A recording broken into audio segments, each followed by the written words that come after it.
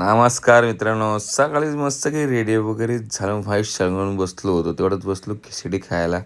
मस्त आज महाशिवरात्रीवर खिचडी खाऊ. खिचडी वगैरे खाल्ली आणि तेवढ्यात प्रिन्स भैयाला आपला केला घेऊन खात मग तसंच निघालो गाडी घेऊन. मी पण वर चल जाऊ मानसीला घ्यायला. बरं आज महाशिवरात्रीला जायचं. मानसीला घेतली आणि तसंच निघालो. तेवढ्यात पोहोचलो टी पॉईंटला. टी पॉईंटच्या तर वरती डोंगरावर शंकरचं मंदिर आहे. मग तिकडे जायचं होतं. मग तेवढ्यात मंदिराची इथं मी पोहोचलो वगैरे. हा मग तुम्ही मंदिर बघू शकता. खूप मोठं मंदिर आहे, पण आज इथं एवढी गर्दीत नाही. तिकडनं तसं जाऊन मंदिरात जाऊन मग दर्शन वगैरे घेतला. दर्शन घेऊन बाहेर आलो तसंच समोरच आपलं चिचपडाचा एअरपोर्ट दिसत होता. मग तिकडनं येता तर ज्यूस पिला मस्त की. मग माणसं तसेच घरी सोडले. मग मी आलो घरी. प्रिन्स आणि प्रिशा बाहेर होते, त्यांना दिली पिशवी, चला घेऊन बरं करत. आणि प्रिन्स भाई बसला होता डालिमीचं गोलं घात. मोबाईल का लागतात भाईला आपले.